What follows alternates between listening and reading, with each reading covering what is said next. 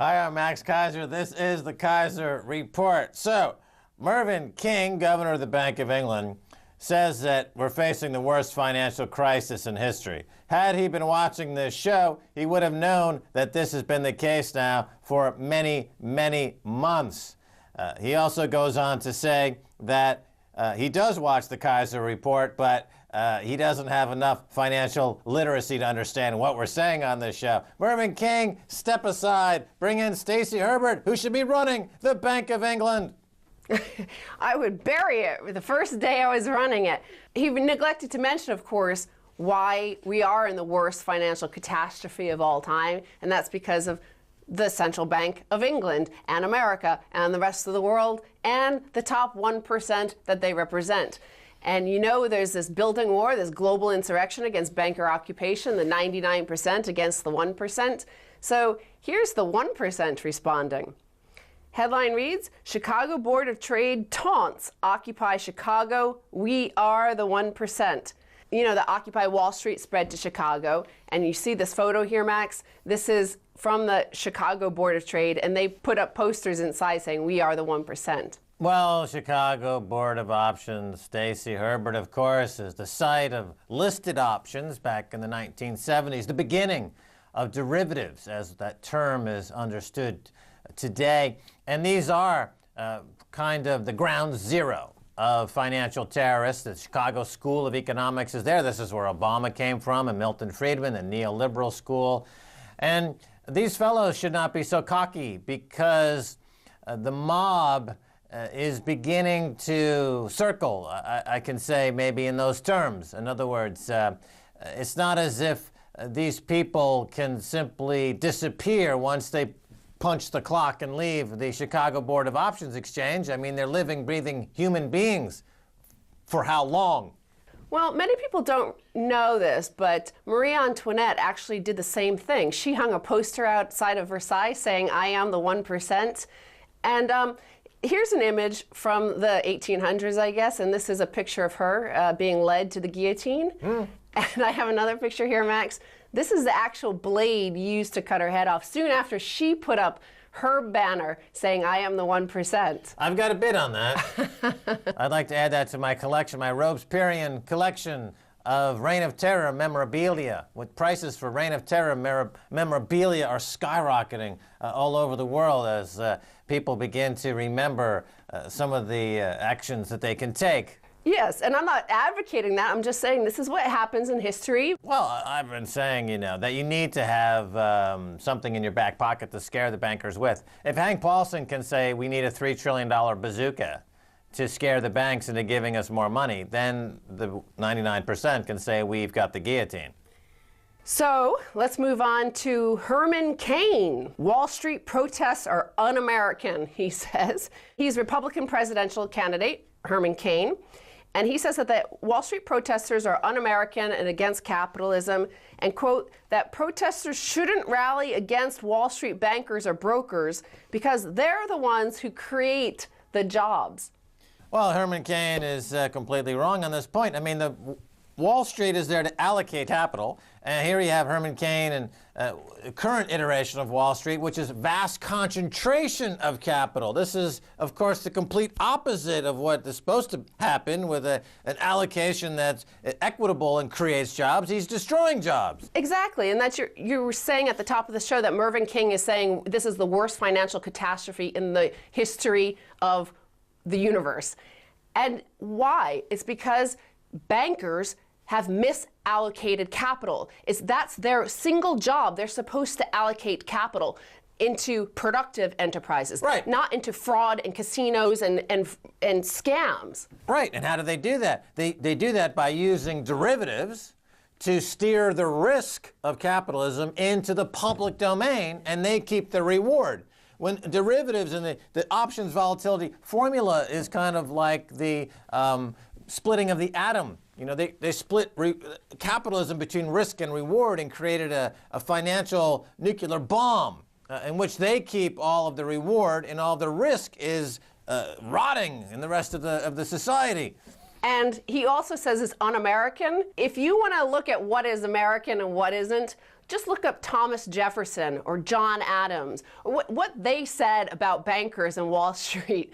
I mean, they make us look tame. Right. Jefferson famously thought that bankers were the biggest threat to liberty. You know, going back to 1999, remember the anti-globalization movement, as it was called back then. They had the battle in Seattle, and there was a huge outcry at that time against globalization. Now, 10, 11 years later, you've got the Naomi Kleins and the Michael Moores, and these people finally realize it's the bankers, stupid. And now one banker has gone to jail over the last 3 years, and that's Bernie Madoff.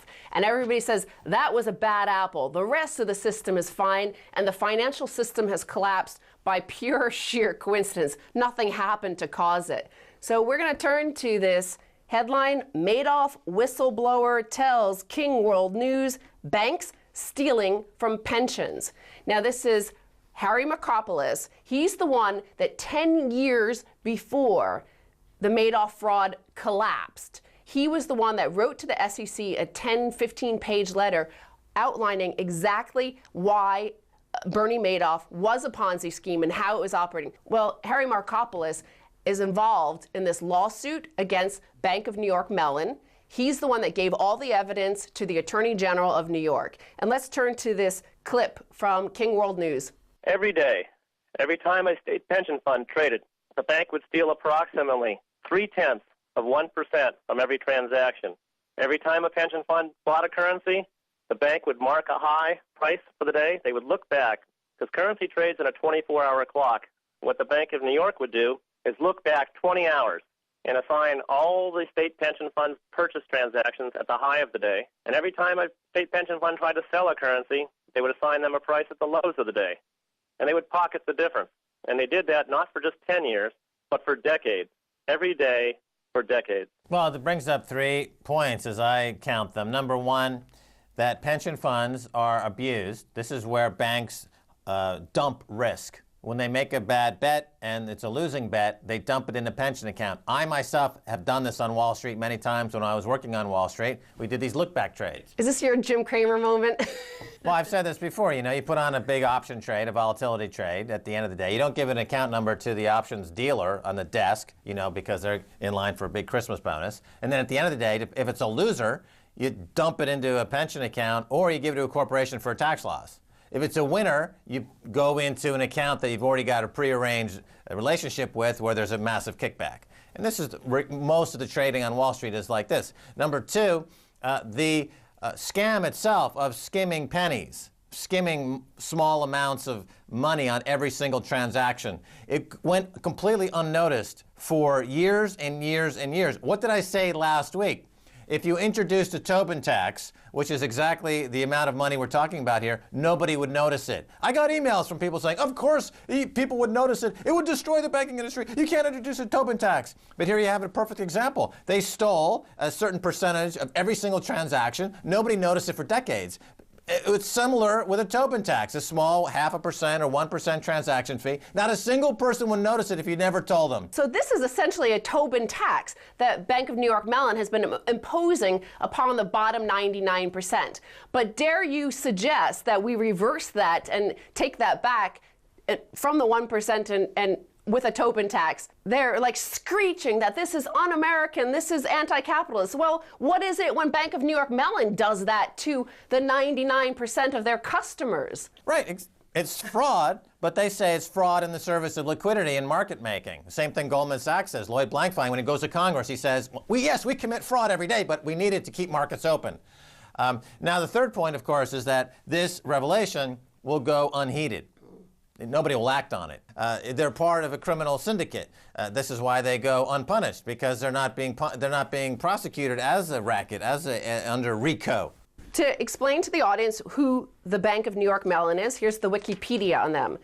They have $1.2 trillion in assets under management and $25.5 trillion in assets under custody and administration, thereby being the largest deposit bank in the world. It is the oldest banking corporation in the United States, tracing its origins to the establishment of the Bank of New York in 1784 by Alexander Hamilton. Right, and those are passive accounts from old ladies sitting on fortunes. And every single month they get their statement and they get out their magnifying glass and they try to figure out if the bank stole money from them this month, but they're very good at doing it, so they can't pick it up. Or their pension accounts, or their teachers, or their firemen. Remember, all these public workers' accounts, they're being vilified because they want a living wage. Meanwhile, their pensions are being destroyed by Bank of New York and other banks, so they're getting really gang-banged from both directions.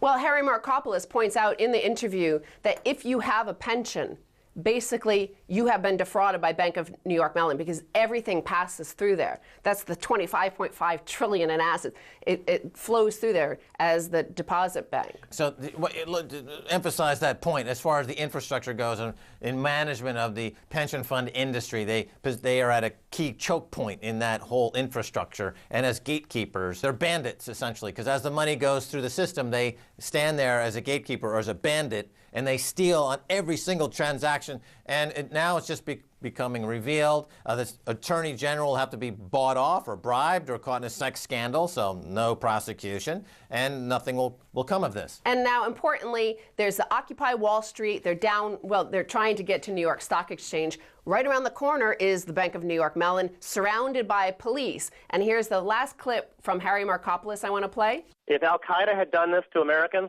SEAL Team 6 will be dropping in, but the banks did that. And so maybe law enforcement needs to drop into those corporate boardrooms and treat them like SEAL Team 6 treated Osama bin Laden. These bankers think they're above the law. They're arrogant. They're saying they're going to defend. They say they're innocent, yet they refuse to set trial dates. And they're stealing from tens of millions of Americans. And by the way, Bank of New York Mellon's a TARP bank, so we bailed them out so they could pay bonuses by stealing our pension money. Duh, we've been saying these are financial terrorists. Now, finally, other people are comparing them to other terrorists. There's a strong case to be made that, yes, these are financial terrorists. Number two, America has the death penalty already. They're already killing dozens and hundreds of people in states like Texas, okay? Instead of focusing on killing poor black people, why not go after the rich white guys on Wall Street? You've already got the death penalty in place. Pull the frickin' trigger, you wusses. So like he said, SEAL Team 6, those police protecting Bank of New York Mellon from the protesters, their pension funds have been defrauded by the bank behind them that they're protecting. Why don't they take the bank, drop it into the ocean somewhere, put it on an airplane, fly it over the Atlantic, and drop it in the ocean? Right, they're the cops in front of the bank, trying to protect the bank from the protesters. And behind their back, the banks are ripping them off blind, you stupid frickin' cop idiots! Stacy Herbert, thanks so much for being on the Keiser Report. Thank you, Max. Don't go away, much more coming away, so stay right there.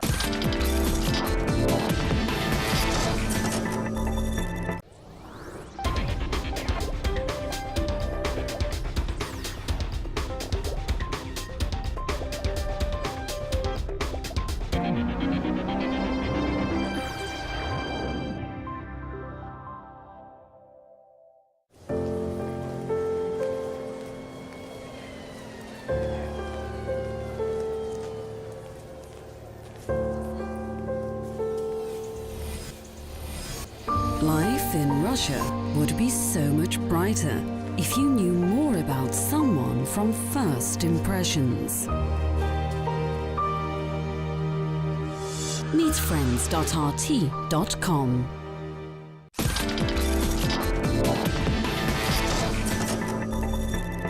Welcome back to the Keiser Report. I'm Max Keiser. Oh boy, here it is. This is the book I've been waiting for. Investing in Troubled Times by Charles Hugh Smith. Big fans of Charles Hugh Smith. Welcome to the Keiser Report. Thank you, Max. Charles Hugh Smith, you are here in Europe, a land that you describe as a neo-feudal kleptocracy of 500 million debt serfs. Tell us more. Well, Max, as you've covered on the show many times, it seems that we have to ask who is the recipient of all the sacrifices being asked of the European people, both the taxpayers in Germany and elsewhere, and those who are being suffering under the austerity programs of Greece, etc. And then it seems that the answer is not the people of those countries, but the banks, which overextended massive quantities of debt to the sovereign states and to the individuals. Right, well, this is a point that's being made more and more. People understand that the banks are at the heart of the problem. Now you've got this Occupy Wall Street campaign all over the world. Remember, they used to call it anti-globalization. And now they figured out, well, behind these companies are the banks. So we're going to focus on the banks. And yet there is still nobody standing up in the political arena to say, like a Pecora Commission of the 1930s, where they said, you know what, we got to go in there and start arresting some of these scoundrels. What's your thought on that? Absolute agreement. First, we have to establish as a society what is right and wrong. And clearly, the status quo would have us believe in sort of a Jedi mind trick that looting, as long as it's under the auspices of the status quo, is not a wrong. It's like normal. You mentioned looting, and I immediately think of what's happened in London recently. They had a looting spree from folks, and David Cameron, the Prime Minister, came out in very harsh terms castigating those looters. And yet, he wouldn't be in the Prime Minister unless it were for the looting of the bankers who paid for his election campaign. So why do the British people accept the fact that their Prime Minister is looter-in-chief? But shouldn't they just be giving banking licenses to the kids who are breaking into shops on the street, and they can grow the economy by looting that way? Yeah, and you could ask perhaps the same question of Ireland and Greece. How are those people accepting the idea that their nations are being looted fundamentally to save the banks and the owners of the banks and their political lackeys? Let's talk about the U.S. for a second. You write that the stealth coup d'etat of 2008 to 2010. So, what's going on there? I think it's the culmination of this buying of the political process by the financial sector that reached its apex in 2008. And so lackeys of both parties across the entire political spectrum, did whatever was necessary to save their financial masters, essentially. All right, and so now we've got the latest incarnation of the anti-globalization movement. It's called Occupy Wall Street, and you've got Naomi Klein, I think, has finally figured this one out, and she's joining the barricades. So what do you make of the protests? I think it's useful, and I think those people are heroes to stand up in public. They're heroes, but I think that we can also look at what everybody that's not there could do. And this ties into your campaign of buying silver. In other words, what kind of direct actions can everyone do from the safety of their home without risking arrest? And so buying silver, closing your accounts at major banks, either reneging on your loans that you can never pay or paying them off. I mean, exiting yourself from being a supporter of the banking, the financial sector. All right, so you mentioned three things there. One is to, what about a mass default on mortgages across the country on one designated day? That would certainly put the kibosh on the banks, no? That's a great idea. So Occupy Wall Street should pick a day in the next couple of weeks and say that we demand that the country, the United States of America, everyone who's got an underwater mortgage for sure, or anyone who wants to strategically default on their mortgage, do it today. This would put the banks under, and it would force the government to create a new bank that was clean, that simply did deposits and made loans at a reasonable price, and they exactly what happened during the S&L crisis. Yeah, and as a follow-up, the citizenry could demand that instead of 5 banks which control everything and are therefore too big to fail, that by regulation there has to be at least 250 banks, say, or 1,250, a vast number of banks which are unable to amass the concentration of wealth to buy the political process. Right, I think that's called competition. Yeah, it's a strange concept in some ideology called capitalism, which we used to have, Well, let me ask you about that, because Michael Moore has made a big thing about being anti-capitalist, and yet we don't have a capitalist system, because capitalism means competition, and he wouldn't have had this problem to begin with. Where is he getting it wrong? I think there's so-called classical capitalism that we're basically told exists across the spectrum, and exists still in small ways. Like you can go out and become an independent contractor as a capitalist, or you can be Steve Jobs and start a computer company without any political pull. And but I think what most people miss is that spectrum of classical capitalism is a rather narrow band of the entire economy, globally and certainly in the U.S. And then the part that's controlled by those with immense concentrations of wealth and political power control like 80 to 90%. And that's crony capitalism or cartel capitalism.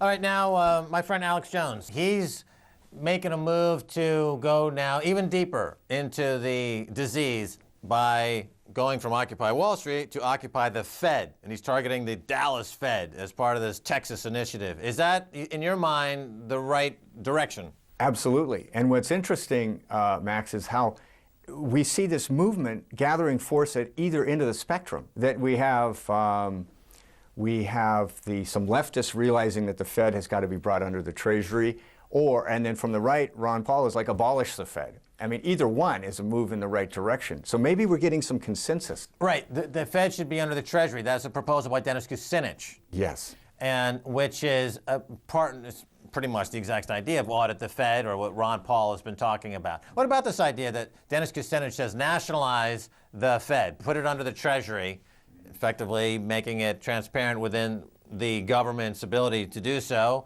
But is that a good idea?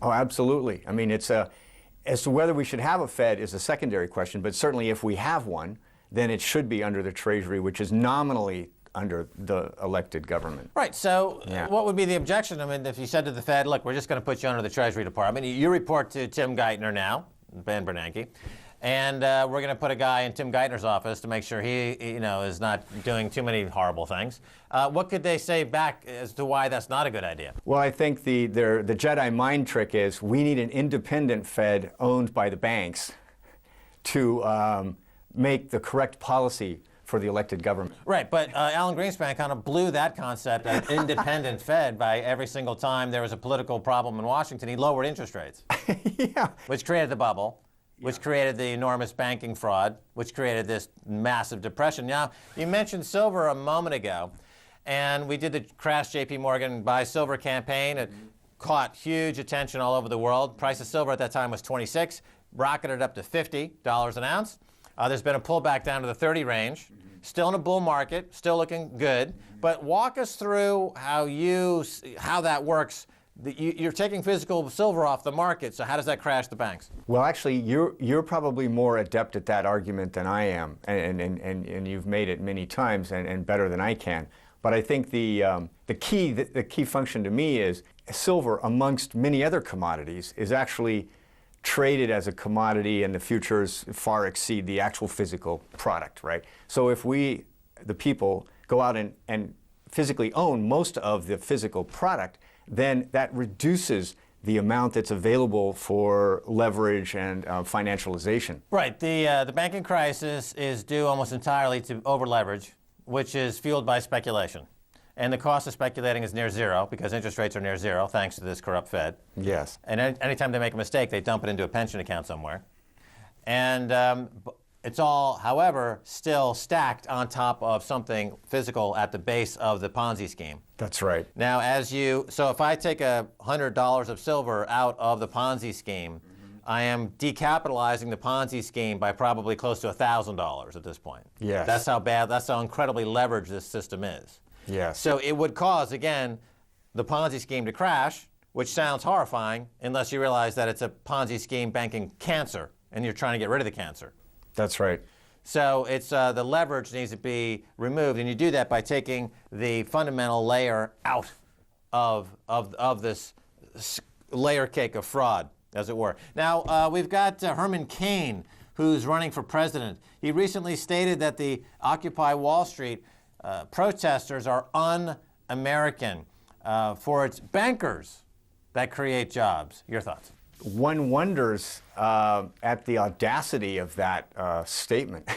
The audacity of cluelessness. That should be his campaign slogan. Yeah, if the bankers create so many jobs and they've been ascendant for at least the last decade, then we should have zero unemployment. But actually what they're really good at is not creating jobs. They're good at creating wealth off the backs of people who still have jobs. Yeah, they're parasites. Yeah, they're absolutely parasitic. And you can look at a mortgage as the equivalent of the physical gold, that you're making your payment or your student loan or whatever, you're making a payment of $100 and they're leveraging that and turning that into a financialization scheme that supports $1,000 of speculation. Yeah, so they're zombie banks, and you're just giving your plasma to keep the zombie mobile, even though they died years ago. Yeah, that's right. Okay, I'm talking to the one and only Charles Hugh Smith. This is the book, Investing in Troubled Times. I suggest you read this with alacrity. One last question. Your post, Imagining a Middle Class Does Not Create One, Tell us, what is a middle class? What does create a middle class? Why is a middle class even necessary? We got about a minute left. If you tell people they're middle class, then they tend to become passive and they say, you know, oh, this is wonderful. It's kind of like it's managing perception as opposed to their actual financial circumstance, which is another deteriorating. Jedi mind trick? It's totally a Are you a Jedi big Star Wars fan? What is up with this? Yeah, I didn't bring my lightsaber, but yeah, it's very much like a movie script that we're being told we're middle class, even as the middle class as defined by security and a financial situation which is slowly improving over time is deteriorating. Well, many people in America now believe that they are in the middle class, when in fact, when you compare their status to the G20 nations, they're barely out of poverty. That's right, and compared to what they used to earn 30 years ago, or even 20 years ago, then their income has declined. Right. So the folks in the banks in Washington are hitting this middle class button, and people believe it, and even though the truth is their wealth, income, and status is crashing. Yeah, and if they faced up to that, if they accepted the reality, then they'd have to become more politically active. Yeah, I'm a serf. I'm a peasant. Yeah. And where's the pitchforks? Where's the guillotine? Absolutely. It's all in Star Wars. All right. Well, Charles Hugh Smith, thanks for being on the show. That's all the time we have. Okay, thank you very much, Max. My pleasure. All right, and that's going to do it for this edition of the Keiser Report with me, Max Keiser, and Stacy Herbert. I want to thank my guest, Charles Hugh Smith. This is the book. Burn that in your mind. This is a Jedi mind trick, by the way. If you want to send me an email, please do so at keiserreport@rttv.ru. Until next time, this is Max Keiser saying bye, y'all.